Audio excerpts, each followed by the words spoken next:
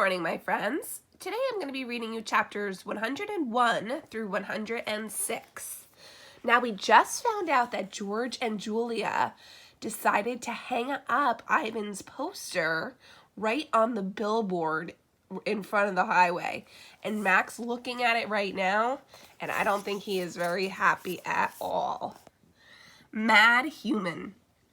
A mad gorilla is loud, but a mad human can be loud too, especially when he is throwing chairs and turning over tables and breaking the cotton candy machine.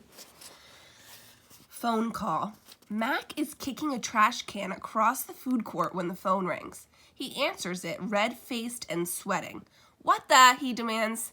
He glares at me. "I don't know what he starts to say, but then he stops to listen. "Who? Julia who?" he asks. "Oh, sure, George's kid. She's the one who called you?" More talking with the phone to his ear. Mac comes closer to my cage, eyeing me suspiciously. Yeah, he says. He paints, sure. We've been selling his art for quite a while now. There is another long pause. Yeah, absolutely. It was my idea. Mac nods. A smile starts at the corners of his mouth. Photos? No problem. You want to see him in action? Come on down, have a look. We're open 365 days a year. Can't miss us. We're right off I-95. Mac picks up the overturned trash can. Yeah, I think he'll be adding more pictures. It's what do you call it again? A work in progress.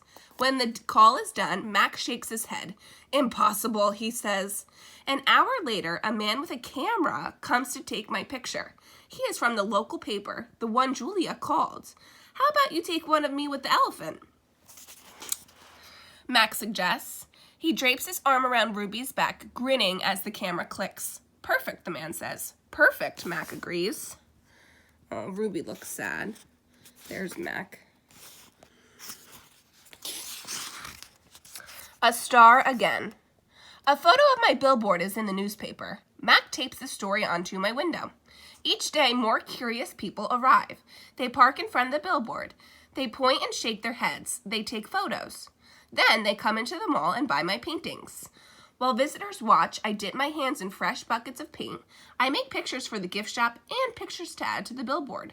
Trees with birds, a newborn elephant with glittery black eyes, a squirrel, a bluebird, a worm.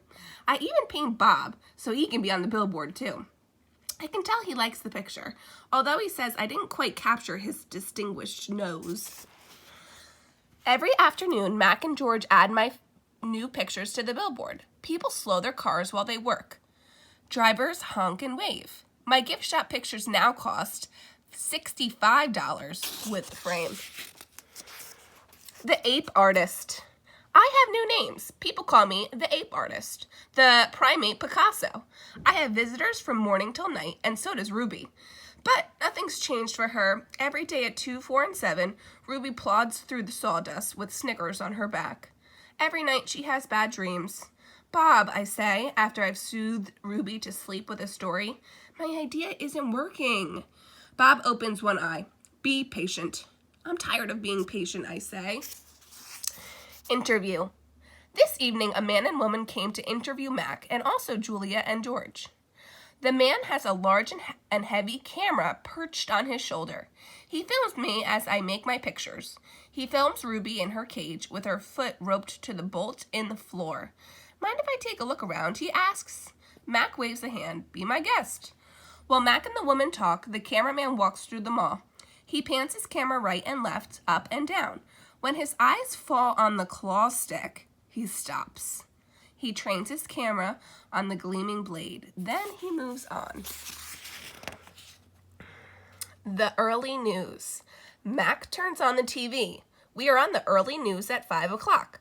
Bob says, don't let it go to my head. There we all are. Mac, Ruby, me, George, and Julia. The billboard, the mall, the ring. And the claw stick. Dun, dun, dun. All right, my friends, you're going to be doing this page in your packet. It's all about new vocabulary words. So try to think about what all 4 of these words mean and write the definition in the box next to it.